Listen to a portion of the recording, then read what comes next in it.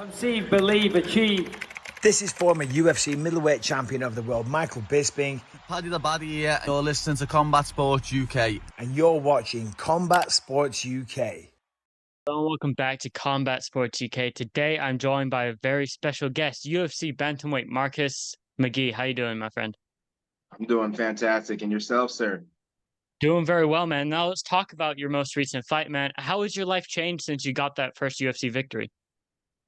You know, it hasn't changed too much. Training was kind of the same, except for the fact that now I get to train. Like, I know that this is my solidified position now, like it's my job now, 100%. It was my job before, but financially speaking, it was a lot harder to make ends meet. So there's a lot of other things that got put into it. So not too much, not too much has changed.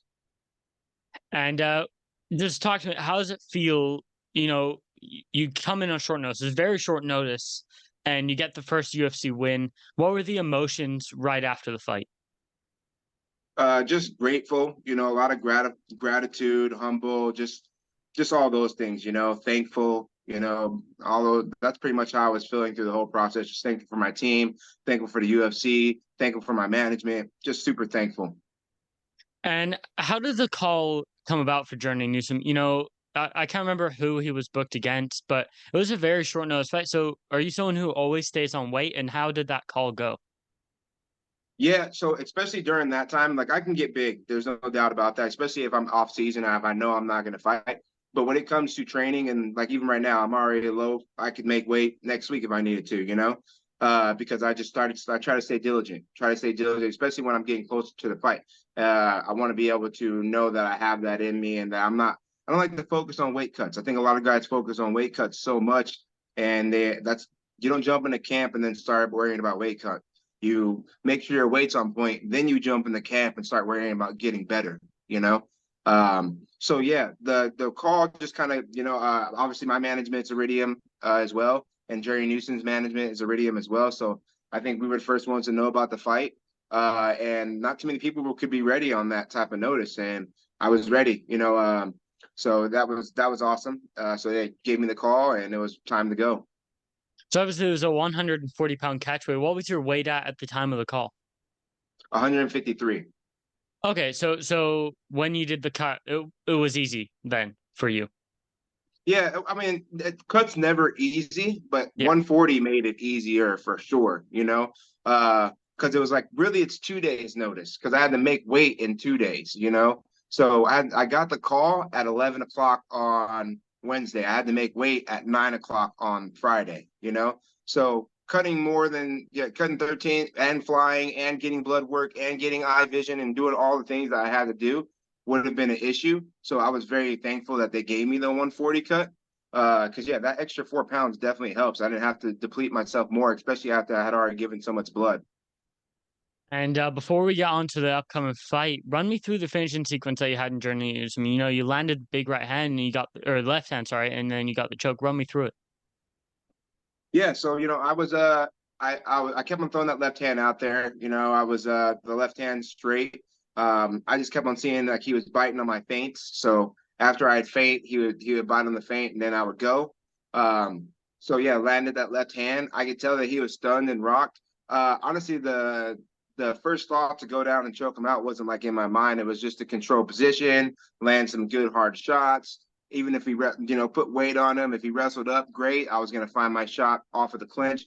And then that was the plan, But, as I was sitting there, I was like, man, I'm in good position. I trust myself, and I'm going to go for the choke. So I threw it on there, and boom, it was done. I don't know if you've had time to watch the fight back, but with the commentary, you set the pace in that fight throughout the fight. Normally, a guy who comes in on 2-3 days notice wouldn't do that, and the commentators are, oh, he has to pace himself, but like you didn't even look tired afterwards. So, do you pride yourself on your gas tank? Absolutely, absolutely. That's something I work extremely hard on. A lot of cardio, a lot of conditioning, a lot of strength and conditioning with my coaches at the lab, and I like to push the pace. I want action. I want action, and in those moments where guys are tired and don't want to throw, I want to throw 100 punches, So, yes, it's something that I definitely pride myself on. I don't necessarily think I don't rely on it. It's not that I'm relying on it. Like, oh, I need to go pace this guy out. Like, I can slow the pace down. It's just what I like to do. I like action. I want the fans to be entertained, and I don't. Anything I can do to make sure that they're getting their money's worth, it sounds good to me. So that's why I like to push the pace. It's just something I enjoy doing. And let's talk about the upcoming fight, JP Bays. It was originally Gaston Bolaños. How did the fight with JP come about? When he got offered to you, was it like, okay, cool, next guy up? Yeah, 100%. I mean, whoever they were going to offer me, I was probably going to say yes. Even with Gaston Bolaños, that was a dangerous fight. What I'm saying? A lot of people wouldn't take that fight, especially their second fight in the UFC. He's coming off a Bellator knockout power. So honestly, like again, I'm here to fight. I trust myself. I trust my coaches, and whatever name they give me, I trust the fact that they believe in the fact that I can, come out on top. It's a fight no matter what. I trust that this JP Bays is going to bring the heat. I don't think that he's going to slouch for a moment. So it's still a dangerous fight. Every fight's just as dangerous. So for me, when they called me, I was like, all right, yep, that sounds good. We'll do our homework. We'll look and see what we have to handle. And in my mind, it's a fight. I'm coming to fight, and whoever's across from me is coming to fight too. And we're going to find out. And let's talk about JP, man. What do you make of JP? He's been unfortunate a few times in the UFC, but then he's kind of shown up in moments. So what do you think of him as a fighter? Just like you said, I think he shows up in a lot of moments. He's showing a lot of great things. I think he's really good. If you ask me, like I have nothing but respect for the guy, and for a person to like himself to keep on going after the back falls he's had, that's a different type of mental resilience for me. So on the outside in, as a fan and as a person who just loves mixed martial arts and what comes behind it, I have nothing but respect for him and his skill set. So it's so funny. A lot of people are like brushing him off like he's going to be some scrub, and that's not my mentality. I'm looking him right in his eyes. I'm not looking past this guy. I'm present in the fact that he is my opponent, and I am respectful of the fact that he's dangerous in every aspect, in the grappling department, in the striking department, and I need to be ready for it all. And where do you see your advantages lying in this matchup? I feel like you're pretty well rounded. That's exactly what it is. I think I just need to be present and fight my fight. And I think that wherever the fight goes, I can be dominant in that position. That's not to discount the fact that he's really good. I just know I am too. I have the skill sets. I have the skill set on the ground. I have the skill set standing up. And I just need to be present, make sure I'm making good decisions. And I plan to find the finish. That's always what I'm trying to do, preferably a knockout. But submissions, like again, if I can get a submission, that sounds great. But I want to finish fights, and I want to push the pace. So that's my plan. And how has this training camp been for you? Training at the lab, there's so many guys in that gym that I think a lot of people don't even realize they're at that gym. It's such a great team. Who have your main training partners been for this fight? So I wouldn't even say main training partners. We have so many guys that we can train. Like we do crazy amounts of sparring rounds. Like, and then Ben's been having us just do straight an hour and a half, no rounds off of sparring, and some rounds are harder and less hard. But I mean, Kyler Phillips, obviously that's my best friend, one of my best friends, and me and him go together constantly. Abdul Kamara, Ezra, Mario, Sugar. I've given Sugar some rounds as well. I mean, we have so many guys that we're going with every single day. Chance Ike, he just turned pro. He's doing really great. Just so many guys. I can keep on name Jared. So many guys that we are constantly working together. Like I don't get a day off. I don't get a day of lax. Like all these guys bring the heat every single day. And you mentioned Sugar. What is it like having the presence of a guy? He is challenging for the UFC title a week after your fight. What is it like having a guy like that in the gym who is so high on the UFC pedestal? I've always loved Sugar. He has a soft spot for me, period, because I know him since he was 18. And just to watch his progress up there, it's awesome. But as far as like the accolades and everything like that, like I don't focus on that. I focus on the individual. And don't get me wrong, like even with Jared Cannonier is right on the verge of that too. And more so than the fact that he's on the verge of that, just what he does in his life and how he's carrying himself and all those types of things are the things that I kind of look at. And that's my biggest thing about Suge is like I just like to look and see that he's chasing his dream and that he's getting after it and he's doing everything that he said he's going to do, you know? So yeah, you know, not so much am I like, oh, he's about to be number one and now, and he is number one, and he's about to get the championship. And that means this, that, and third. It's not like that. It's more like, great. You know, it's like feeding off the energy of like, hey, we're all chasing this. And we're all going to give each other everything we have and push each other so that we can have our moments. And how do you feel about his fight with Aljamain Sterling? I think he's going to shock the world, you know, and obviously I'm biased. You know, I'm biased. He's my training partner and I've known him for so long, and I have tremendous respect for Aljamain and his team. So it's not like I'm saying like, you know, he has no shot, but man, Suge just has that thing, you know, and Suge's better on the ground than guys give him credit for. You know, Suge's better at evading, going to the ground. He's so much better here than guys give him credit for. And I do think he's going to give Aljamain trouble in every area that they go. So I not one time would it pass me by to think that Suge wins that fight 100%. And getting back to you, are you a guy who likes to watch a lot of film in your camps, or do you leave that to your coaches? I will watch film too, but my coaches watch film too. And I watch film particularly so that I can see, I just like to see my person. It helps with visualization, right? I want to see him. I want to see his mannerisms, you know, not to say that he's going to do the exact same thing, but we all have mannerisms. There's certain things that we do that are disconnected from our cognizant mind, you know, and I want to see his mannerisms. I want to see distance. I want to see how they cover range. I want to see their speed. I want to see how they look, you know, there's all these things that I like to see.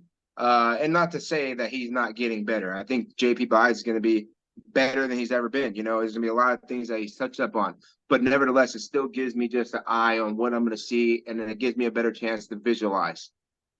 And looking at that film, do you have an idea of how he's going to come out to fight you?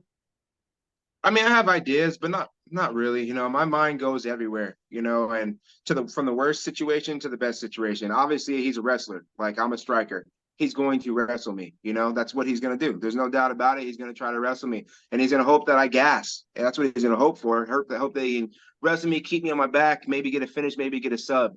I think that's going to be what he's going to do. To say, I think he's going to strike with me too, though. You know, I really think he's going to strike with me. So it just depends. You know, it depends on how he feels in the moment. He can strike. Like he strikes well, regardless of the fact that he's been finished on the feet or dropped multiple times. He does have a lot of good things that he uses striking as well. So I'm just ready for an MMA fight. I'm ready for it to go everywhere. I'm ready for us to hit the mat. I'm ready for us to be on standing, the clinch game, cage work. Like this fight's gonna go. We're like if it's my style, fight's going everywhere. You know, and it's gonna be whoever makes the best adaptations in the midst of all of it that comes out victorious. And can we get a prediction from you? Are you looking to, is it something in your mind like maintaining the 100% finish rate, or is it just like, oh, it happens to finish presents itself? Well, the finish presents itself definitely, but I want to knock guys out. I've been saying it since I was an amateur. Like that's my plan. You know, my plan is to go in there, find my shot whenever it comes, first, second, third, and put this guy away. I do want to finish fights. That's who I am. If I do not finish the fight, I'm not so concerned about keeping my 100% finish weight. Like finish rate. I never have been, you know, even with the knockouts. It's not like I'm so concerned, like, oh, I got to knock everybody out. That's just what I want to do, you know. In a perfect world, I knock guys out. That's what I want to do, you know. So I plan to knock him out. That's my prediction.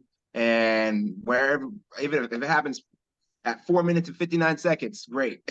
You know, of the last round, great. But that's my plan is to knock him out. So. And how do you feel about the UFC Apex? You're once again set for that. It's the only UFC Apex card for the foreseeable future. The UFC is finally, getting back on the road.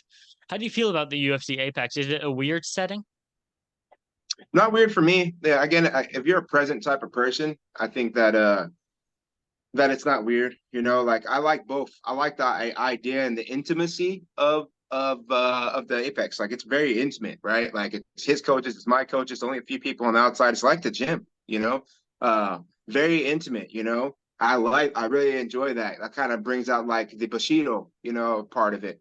But I love a crowd as well. Something about the crowd getting going and then going crazy off of all the exchanges. Like love a crowd. So I'll be excited to get a crowd when it's time. But I'm excited for the Apex again too. I really like the staff.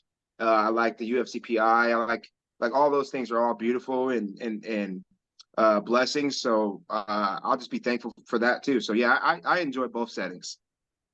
And how soon before a fight do you travel to the venue? You know, this fight being in Vegas, you're in Arizona. Uh, it's not a big journey. Like how soon do you get out there? Honestly, the UFC is the greatest because I get out there. I like to get out there a few days before. So I'll get out there the Tuesday before. So that'll be awesome. I know Bides is already out there, so he's already doing his thing out there. But I'll try to get there, on that Tuesday. I'll get there early on that Tuesday, and all the hard work will be done. It's just time to cut weight and get acclimated to our area. But again, like you said, it's Vegas. It's a hop and skip away. So they're about the same like sea level as us, temperature. So there's not much to do acclimating. So yeah, I'll get there about 3 days, 4 days early. And when you do arrive in Vegas, how many pounds do you have left to cut for the Friday? In a perfect world, in a perfect world, I'll be 12 pounds out when I get there, and then I'll cut 9, 10 pounds of water, in a perfect world. So that's the plan. And honestly, if I get lower than that, great. Like if my nutrition is so awesome and he wants me to be lower. And honestly, at the rate we're doing right now and how we're doing everything, I'm so energized. I feel so good and I'm eating still good and my weight's dropping. So like maybe this time it's the best and I get to 43 and I only cut, 7 pounds, of water. Maybe I go into fight week at 45 feeling great, and I can eat a little extra. Who knows? So in a perfect world though, I'm not planning on cutting any more than 10 pounds of actual cut for the fight. And you mentioned the nutrition. I love reading about the nutritionists. I follow a lot of the UFC nutritionists online. When it comes to your nutrition, does your nutritionist allow like you to have maybe some junky food? I've seen like I believe Israel Adesanya or Leon Edwards, they'll get like a bowl of jelly beans during fight week. Is that something that your nutritionist factors in, allowing you to still enjoy yourself? So we talked about that. It's not something we've done up to this point, but we definitely talked about it, and that's something that he's working on doing as well. This would be our 9th fight together, so that's kind of cool that we've been together that long. But yeah, man, I like carne asada, French fries, and a couple of different things. So we're gonna try to filter that into my whole camp. So every week I get to have like 1 or 2 things a week at the right times after right practices that makes sense for me to be eating that aren't going to affect my weight. So it's really cool that people are able to do that now because before it was none of that, right? It was like, oh, don't eat anything, kill yourself, and now it's like, no, eat the right things, do the right amount of work, burn the right amount of calories, and you get to enjoy life still. So I still enjoy life. Like again, I had pasta, chicken, some carrots right now right when I got out of practice, and a pretty good amount too, and weight's great, So I feel really good about it, and I'll be excited when he does give me the chance to have the extra stuff too. And post fight, what's your guilty pleasure? Your go-to meal. So this time there's a Hispanic restaurant that's in Vegas that I just so happen been seeing on Instagram, and I followed them on there. I can't even pronounce what it is, but I'm going over there because again I'm a carbs guy, and that's why I do get big when I do get big because I'll just smash pizza and French fries. Any type of pizza that has all types of meats and vegetables on it, and then any type of French fries that are loaded, right? It could be carne asada, buffalo, whatever. It could be whatever, as long as it's meat on top of French fries. You're making me hungry at 9 o'clock at night, man. I'm with you, bro. I'm with you, man. I can't wait, bro. I can't wait. I'm like, yeah, buddy. I'm not gonna get too crazy out of shape. Like, even not honestly, even after this one, like I don't get out of shape. But man, I'll hit 170 easy, if I let myself. So. And I know you probably don't want to be talking about food right now, but when it comes to pizza, what's your favorite kind of pizza? So there's a spot out here called Mellow Mushroom, and they're Mhm. probably hands down my favorite pizza. There's another spot called La Piazza's, which is like all Italian. They get their cheese and everything from Italy. Like it's legit. So both of those spots are good. And then as far as the pizza, like I like margarita type pizzas, or I like just the meats. Give me the full meats, whatever, sausage, pepperoni, ham. I want to just litter as much meat, different types of meat, chorizo. Throw it all on there. If you're ever out here where I live in Germany, man, there's a really, really good pizza place. It's called L'Osteria, and they have these like gigantic pizzas. They come off the plate, you can't even cut them, you have to rip it. And it's such a mess, but it's so, so good. It's a guilty pleasure for me. I'm gonna have to take you up on that. I actually have a cousin, an older cousin that lives out there who hits me up all the time.